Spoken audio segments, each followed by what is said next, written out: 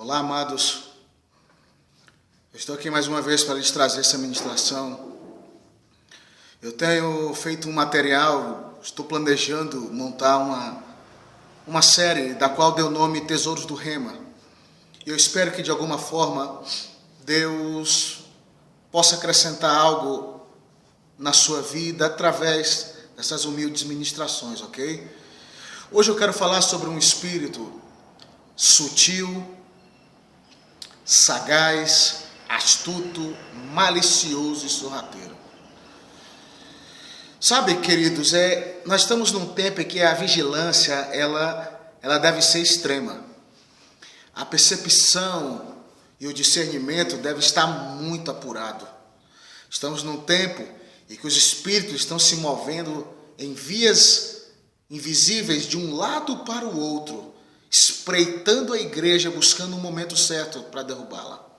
Derrubar não vai, mas feri-la, né? Eu quero falar hoje sobre o espírito de Grécia, ou o principado da Grécia. Antes de mais nada, eu peço que você vá comigo agora em Atos capítulo 17. Nós vamos ler o relato do apóstolo Paulo indo até Atenas. E lá acontece algo sinceramente muito assombroso. Muito assombroso. Repito, muito assombroso. Se você olhar toda a trajetória do apóstolo Paulo, o seu ministério era um sucesso. O apóstolo Paulo, aonde ele passava, a salvação era em massa. Aonde ele passava, os sinais e os prodígios operavam veementemente. Deus confirmava a palavra do apóstolo Paulo com sinais tremendos. Aonde ele passava, aonde ele ia pregar. Todavia, quando ele chegou em Atenas, alguma coisa aconteceu que barrou e travou o ministério de Paulo. E esse alguém se chama o espírito de Grécia. Ora, Paulo, ele invadiu o território espiritual e a geografia desse espírito. E ele bateu de frente com esse espírito. Porém, ele teve uma guerra que não foi vencida. Por incrível que pareça, irmãos, Paulo teve uma guerra na Grécia, em Atenas, que não foi vencida. Se você olhar o capítulo 17, diz que alguns poucos somente se agregaram ao apóstolo Paulo. E isso depois de um debate que houve entre Paulo e alguns filósofos epicureus, homens dotados de sabedoria humana, homens letrados na sua cultura e na sua filosofia. E o que aconteceu ali, irmãos, eu vou aqui esmiuçar detalhadamente para que você entenda. Eu peço humildemente também que você assista até o final. Esse vídeo talvez vai ser um pouco mais extenso, mas a importância dele é algo assim que não pode deixar passar batido. Assista até o final. O apóstolo Paulo, antes de conhecer o Senhor Jesus, ele era um homem muito letrado no conhecimento das leis judaicas, dos rituais, da cultura em si. Ele, em uma epístola, ele se gloriou, dizendo que era da tribo de Benjamim, fariseu de fariseus, zeloso segundo a lei, circuncidado ao 8º dia. E ele foi um homem que aprendeu aos pés de um dos mais notáveis rabinos da época, que era Gamaliel, certo? Ok. E só que quando ele conheceu o Senhor Jesus, ele disse as seguintes palavras: tudo isso eu reputei como escória, a fim de conhecer a Jesus e o poder da sua ressurreição. Ele estava dizendo que todo esse conhecimento, toda essa bagagem, digamos assim, teológica, né, entre aspas, tudo aquilo que ele tinha adquirido, humanamente falando, ele teve como um repúdio muito grande. Ele desprezou, ele disse, não, a minha vida agora é viver a revelação e o poder desse evangelho que eu conheci através de Jesus Cristo. Então, a partir daí, ele começou a pregar o evangelho, ignorando tudo aquilo que ele aprendeu no passado. certo? Então, o evangelho era confirmado com muitos poderes miraculosos quando Paulo pregava, certo? Muito bem. Então, onde ele passava, o sucesso era tremendo. Mas, quando ele chegou na Grécia, ele foi neutralizado. E isso porque começou quando os filósofos começaram a debater com ele, inclusive disseram até assim: quem é esse paroleiro que nos conta essas coisas? Né? Quem é esse homem, esse contador de histórias aqui? Aí Paulo foi neutralizado pela maliciosa sabedoria dos gregos filósofos. E ele começou a agir também na sabedoria humana que um dia, lá atrás, ele lançou fora. Ele deixou de lado o poder e a simplicidade do evangelho e foi manipulado ou ludibriado pelo espírito de Grécia em ação naqueles filósofos, e ele começou a agir na mesma sabedoria humana que aqueles homens. Ora, queridos, Tiago diz no seu livro que a sabedoria humana ela é animal, diabólica e maligna. O espírito de Grécia, ele se apoia nessa sabedoria humana e ele seduz os homens na mente irracional deles. Faz com que os homens deixem a sua mente espiritual e se agarrem na sua mente racional, de maneira que o espírito de Grécia tem um total controle sobre o homem. O que aconteceu com o apóstolo Paulo foi mais ou menos isso. Ele foi ludibriado por aquele espírito territorial que manipulava aqueles filósofos epicureus, e logo ele agiu no mesmo nível de sabedoria racional humana, e não no poder do espírito, e não no poder dos sinais. E o fracasso do apóstolo Paulo foi tamanho que logo em seguida, no capítulo 18 de Atos, diz que Paulo ele se dirigiu a Corinto, deixou Grécia e se dirigiu a Corinto. Observa, lá diz que alguns poucos se agregaram ao apóstolo Paulo. Não foi mais uma salvação em massa, não foi mais uma cidade sacudida pelo poder de Deus, foi alguns só. Isso porque Paulo fracassou. Isso porque o espírito de Grécia o barrou e o neutralizou.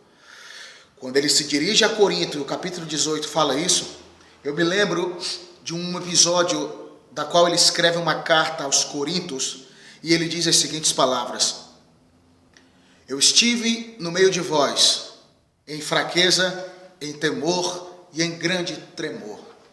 Por que ele diria essas coisas? Ora, irmãos, o apóstolo Paulo tinha recém saído do seu combate na Grécia. O apóstolo Paulo sofreu uma perca tremenda naquela guerra cósmica. Um homem acostumado a sacudir cidades onde ele passava, agora ele foi ferido pelo espírito de Grécia.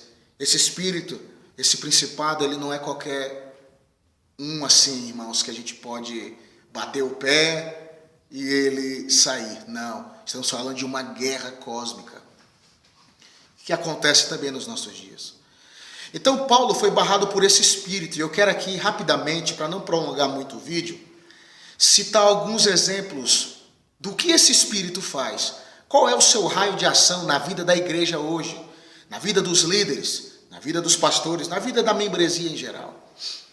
Primeiro, o espírito de Grécia produz e estabelece o humanismo dentro da igreja. Um grego chamado Heráclito, ele estabeleceu a seguinte tese: Deus não é o centro do universo.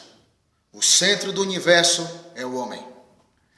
Ora, irmãos, aqui nós já vemos a sutileza de Satanás, colocando Deus em segundo plano e estabelecendo o homem, o seu ego e as suas vontades em primeiro lugar. Jesus disse que nós precisamos buscar em primeiro lugar o reino dos céus, e aí sim as demais coisas que precisamos serão acrescentadas. Mas o espírito de Grécia trata de deturpar esse princípio espiritual e estabelecer o humanismo dentro da igreja, sorrateiramente. Ninguém percebe isso. Poucos se dão conta desse raio de ação espiritual, irmãos. Poucos. O humanismo, ele coloca o homem no centro. Ele traz as sugestões malignas dizendo, você não precisa ter o seu eu crucificado. Desce da cruz, você não precisa estar crucificado, você não precisa renunciar a si mesmo. Viva o seu eu, viva para você. Isso é o humanismo estabelecido pelo espírito de Grécia. O segundo ponto é o intelectualismo. O intelectualismo, queridos, fala de uma ação que banaliza o sobrenatural e o viver da fé. O intelectualismo, ele age muito na razão, no raciocínio humano, na ideia, na filosofia e na cultura de uma dimensão decaída como é a nossa, dos homens. O intelectualismo, ele trata de vulgarizar o sobrenatural, de ignorá-lo. E isso é um raio de ação do espírito de Grécia. Um outro ponto que o espírito de Grécia age é a competição. Irmãos, as Olimpíadas foram criadas aonde? Na Grécia. E a competição tem a seguinte filosofia: estes são meus adversários. Eu preciso derrubá-los e ser melhor do que eles e do que todos que aparecerem no meu caminho.